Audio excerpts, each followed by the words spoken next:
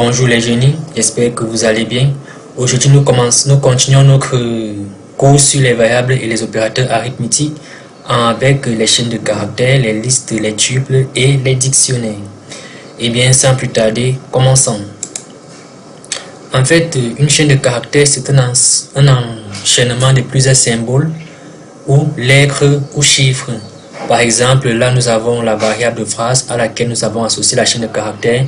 Bonjour le monde. Vous remarquerez que la chaîne de caractères est en vert. Cela est dû aux deux codes qui sont là à côté.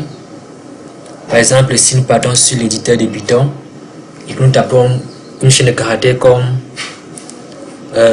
nom, vous voyez ça paraît déjà en vert.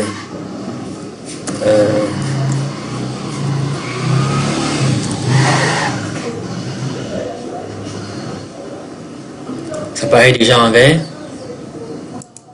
Et donc la fonction string permet de convertir n'importe quel autre type d'objet ou de variable en chaîne de caractères. Par exemple, si nous avons un chiffre 3,84 et que nous appliquons la fonction string dessus, et bien cela se transforme en chaîne de caractères. En Python, les chaînes de caractères se déclarent de trois façons, c'est-à-dire en utilisant les simples quotes, les doubles quotes ou les triples quotes. Et à noter qu'il ne faut jamais mélanger les quotes. Par exemple, si j'ai commencé par une simple quote, je dois finir par une simple quote. Si j'ai commencé par une double quote, je dois finir par une double quote. Et également, si j'ai commencé par une simple quote, je ne peux plus mettre une simple quote à l'intérieur de la variable. Voyons un exemple pour que vous compreniez mieux. Là, par exemple, si j'écris days, je mets aujourd'hui.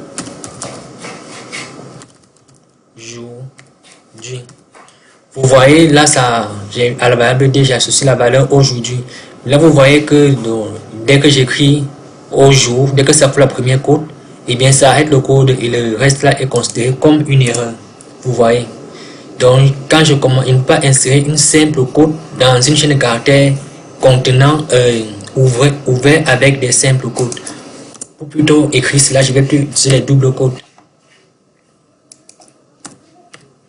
Vous voyez, là l'erreur a disparu et days affiche bel et bien aujourd'hui. Donc, pour pouvoir afficher une simple, un tel caractère, un simple code, on peut procéder comme suit en ajoutant cet opérateur, l'opérateur d'échappement. Vous voyez qu'en ajoutant l'opérateur d'échappement, aujourd'hui, l'apostrophe cela apparaît bel et bien parce qu'on a échappé le caractère, c'est-à-dire on l'a fait apparaître.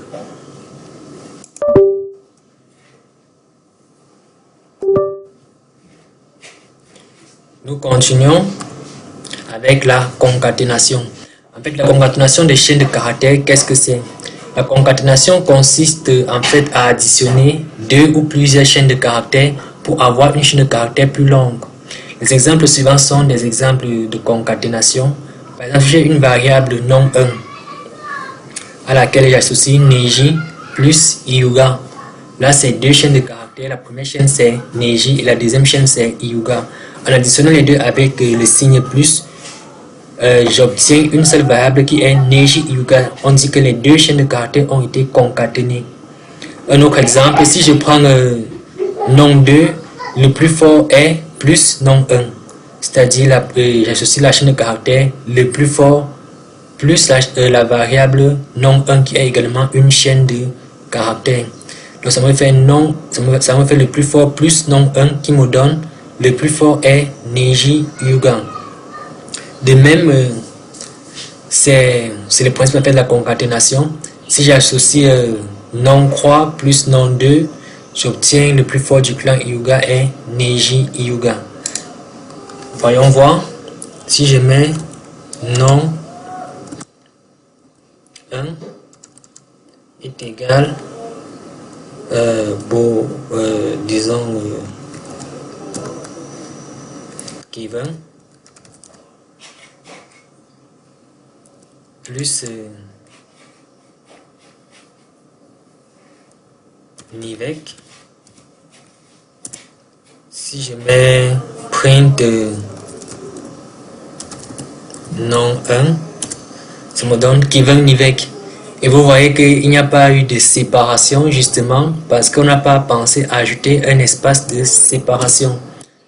Là par exemple, si je mets après Kevin, je mets un espace et que j'additionne encore les deux. Vous voyez maintenant que Kevin et Nivek sont bel et bien séparés. C'est-à-dire que les deux variables ont été séparées à cause de l'espace que j'ai mis juste après Kevin. Mais attention, on ne peut pas additionner une chaîne de caractères et un nombre. On ne peut pas les concaténer en fait. Si je prends par exemple nom 1 est égal, non je vais dire nom 2 est égal à nom 1 plus 257. Vous voyez que ça renvoie une erreur, c'est-à-dire on ne peut pas concaténer un string et un integer, c'est impossible. Pour ça, il faut d'abord convertir le integer en string. Ce que nous allons faire, c'est la fonction str, c'est-à-dire la fonction string.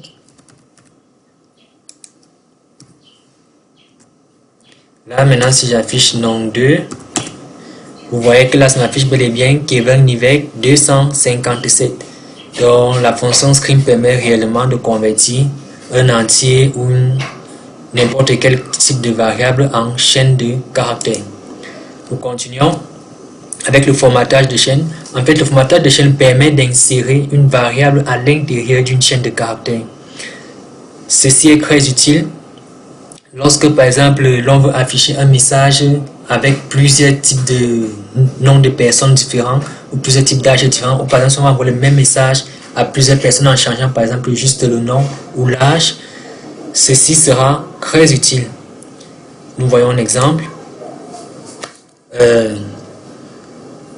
Disons nom 1 est égal Paul. Oups. Nom est égal à Paul. Et maintenant, si je veux afficher par exemple nom dans une chaîne de caractères, par exemple bonjour cher Paul, on va par exemple dire là print on va dire bonjour cher, et là on met les accolades point format, on met la variable entre parenthèses. Si on exécute, vous voyez ça affiche bonjour cher Paul. On peut également procéder autrement en utilisant notre méthode d'édition, c'est-à-dire bonjour cher, là on met non, ça affiche toujours bonjour cher Paul. Donc pour formater la chaîne de caractères, vous avez des possibilités, c'est-à-dire en utilisant la fonction format ou en utilisant les f string. Maintenant nous allons voir comment passer à la ligne dans une chaîne de caractères.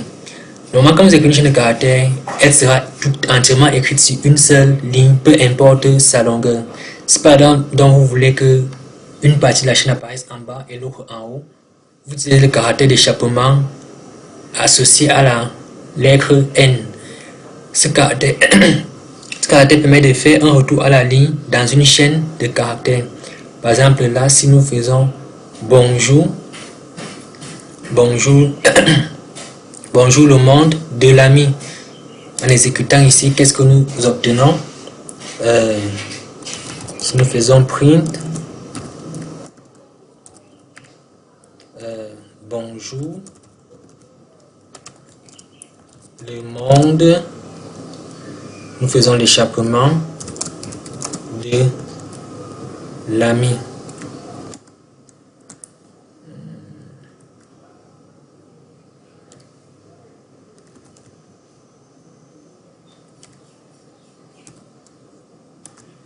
Vous voyez, bonjour le monde apparaît en haut et de l'ami apparaît en bas. Et nous avons pensé bien à échapper l'apostrophe, sinon ce ne serait pas apparu. Ensuite, nous allons voir les différentes fonctions sur les chaînes.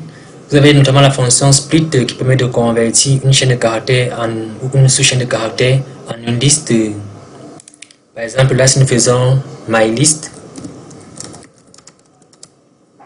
est égal à, on va dire, nom2 point split, ça apparaît. Le caractère d'échappement, on va dire la barre. Si j'imprime ma liste, vous voyez que ça m'a transmis ça à une liste séparée par le caractère espace, c'est-à-dire Kevin Nivek, on ne le sépare là au niveau de l'espacement. On a Kevin et on a Nivek 257.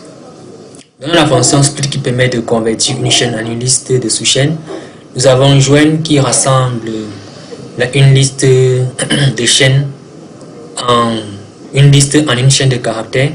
En fait, c'est l'inverse de split. En fait, si split lui sépare une chaîne de caractères en liste, lui par exemple il va joindre une liste en une chaîne de caractères. On a find chaîne qui permet de retrouver une sous-chaîne dans une chaîne de caractères.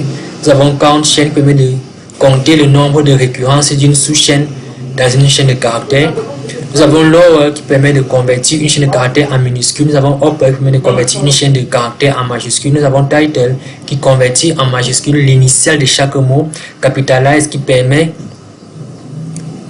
convertit en majuscule seulement la première lettre d'une chaîne de caractères. Prédifférent de title plutôt qui convertit en majuscule toutes les premières lettres de chaque mot d'une chaîne de caractères. C'est-à-dire que toute première lettre de chaque mot de chaîne de caractères sera mise en majuscule, tandis que capitalize convertit lui uniquement la première lettre du premier mot de la chaîne. Nous avons ensuite swapcase qui permet de convertir toutes les majuscules en minuscules et les minuscules en majuscules. Nous avons script qui enlève les espaces éventuels au début et à la fin de la chaîne de caractères, très utile. Nous avons replace qui permet de changer dans une chaîne de caractères le caractère 1 par le caractère 2. Par exemple, si on a bonjour et qu'on change les O par les E, on va faire la chaîne de caractères point replace O, virgule, E. Enfin, nous avons index qui permet de retrouver la position d'un caractère